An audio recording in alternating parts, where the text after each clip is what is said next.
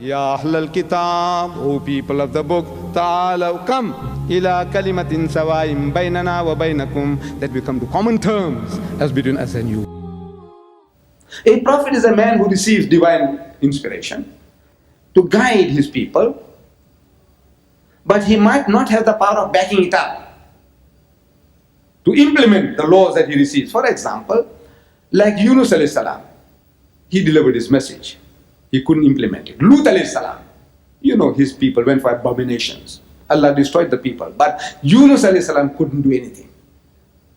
Lut alayhi salam, Yunus alayhi salam, Nuh alayhi salam. All these were prophets of God. They delivered the messages, but they couldn't implement the laws, the Sharia. They couldn't implement it. Yahya alayhi salam, no power to implement. So they were only prophets. Whatever they received, they delivered the message. But Musa alayhi salam was something more than that. He was a prophet as well as a king. Not with the title of a king, but a king, by that I mean one who has the power of life and death over his people. Whether you call him a president, call him a dictator, call him an emperor, call him what you like. If a man has the power of life and death, a simple word, we say he is a king. So Moses was such a man. He received divine inspiration. He delivered the message. And anybody broke the law, the adulterer and the adulteress are stoned them to death. And they would be stoned to death.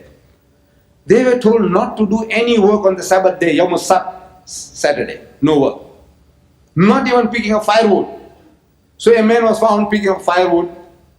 So they brought him along and they stoned him to death for picking up firewood.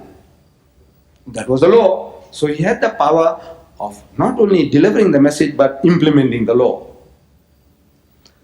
Our Holy Prophet Muhammad saying, he was not only a messenger of God, but he had the power of life and death over his people.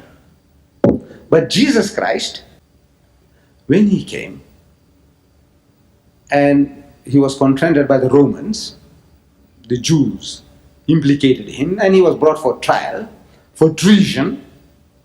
That was the trial, was for treason against the state, that this man is trying to pervert the nation, trying to create turmoil in the nation. So Pointious Pilate, the Roman governor, questions Jesus. He says, "Art thou the king of the Jews? Are you the king?" So Jesus says, "Thou sayest." That's what you say. So he said, "Am I a Jew to say that?" But when he was questioned, pressurized further, he says, "My kingdom is not of this world. My koninkrijk is niet van hierdie wereld nie."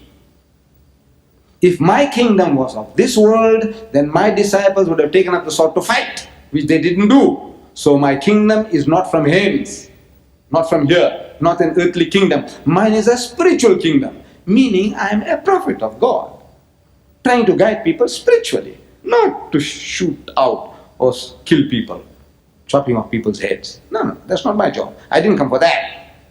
So he says, my kingdom is not of this world. In other words, his is a spiritual kingdom. Moses had a spiritual as well as a material kingdom. The Prophet Muhammad also had a spiritual as well as a material kingdom. Jesus had only a spiritual kingdom. He was only a prophet. Is that true?